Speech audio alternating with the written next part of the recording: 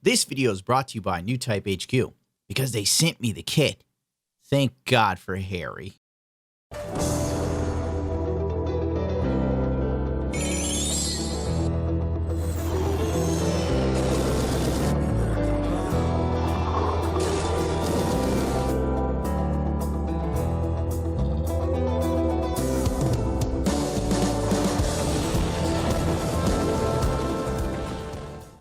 The FA-010A Fazz Full Armor Zeta was a test unit created to gather information for the Double Zeta Gundam.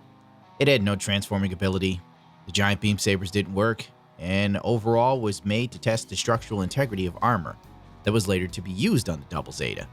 Also, the head mega cannon didn't work either, but they put it there for balance. Makes perfect sense. You gotta love Gundam lore, they actually think about this stuff. I mean, when you think about Star Wars, in the last movie with the hyperdrive and how they found Luke Skywalker, there's no thought put into that. But I'll be damned if Bandai didn't at least, or the creators of Gundam didn't at least think about these sort of little tiny nuances that would make perfect sense otherwise. Forgive my rant. Overall, this is a gorgeous kit. It's pretty much just a Double Zeta Ver.Ka enhanced version, which isn't the easiest Ver.Ka to get a hold of these days. But now that this is out, that's no longer an issue. You could repaint this kit, or you could take parts from this kit and turn your Double Zeta into an enhanced Double Zeta version. Hell, this kit costs the same price.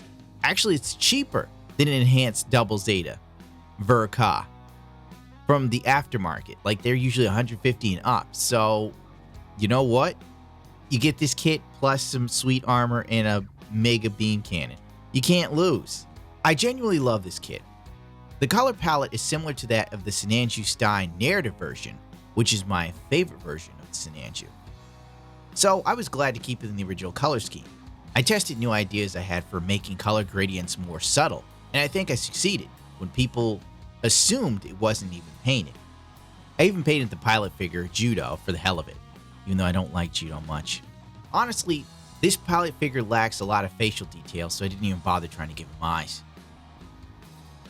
This kit can transform, since it's just a rebranded Double Zeta Ver.Ka enhanced version with a few extra bells and whistles. If you already had the Double Zeta Ver.Ka, you know what to expect here. Outside of a few armor pieces, the head being different, there isn't much changed here, which isn't a bad thing. This kit kicks ass. Outside of a few armor pieces and the head being different, there isn't much changed here, which isn't a bad thing because this kit kicks ass in its normal form. But once you add the armor, it becomes a fragile brick. I wish this kit came with some articulated hands to go with these switchable hands. Why the hell not, Bandai? I mean, for Christ's sakes, it only has one set of hands and one firing trigger finger hand. That's it! I guess they had to cut costs somewhere, but really, for 120 bucks, give me some postable fingers as an option. The real meat and potatoes here is the full armor set for the Double Zeta, which I didn't care for at first, because I liked the look of the suit without the armor. But once I slapped the armor on the kit, it really came to life for me. I didn't paint the weapons on the level I wanted to due to time constraints. This kit is already a month behind. But back on subject. The full armor Zeta is a sight to behold. It turns an already badass kit into an absolute unit. Pure intimidation. But that's all this kit does at that point. Once you put on the armor, it can only do one thing, and that's look cool. Because it can't do anything else. Even some of the poses on the box are misleading. You'll need at least 2 action bases for some of these poses. The mega cannon is so heavy, it pulls the backpack forward on the Fazz. And if it isn't on a stand, it tips over. They recommend the action base 4. Sure, it's perfectly fine if the Fazz is standing static. Absolutely no aerial poses. If you want to do cool aerial poses, then the action base 4 will fall over. You will have to get the action base 3. The ammo feeder belt is from the Gundam Heavy Arms Master Grade. I don't really care for it. It should have been longer because it pops out of place so easily, and even when it's connected, it's a tight fit. Getting the Fazz to hold the mega cannon with its hand will help with balance. This will make him capable of standing on his own, but I would not trust it to not tip over for a long period of time or any duration of time. Hell, if a truck drives past your house and it's a little heavy and shakes a bit, the Fazz will fall over. Also, with how bulky the armor is, you can't really get the arm in too many positions to hold the gun. If you painted your kit, this will lead to some sort of scratching. This is a problem. On the plus side, you can put the Mega Cannon on either shoulder, as well as the double beam rifle can be switched to either shoulder. I also forgot to mention that the trigger fingers pop off so easily with the Mega Cannon. It's so annoying that it's probably not even worth bothering to use it. I mean, just put the balled up fist one in there, point it with the double beam rifle, and call it a day, because this thing sucks, and use the shoulder to balance the Mega Cannon. That's what I did. Sorry for the lack of poses. Not that I could do many to begin with, but I broke a mount on my camera slider while filming this after 3 days straight of working on the kit.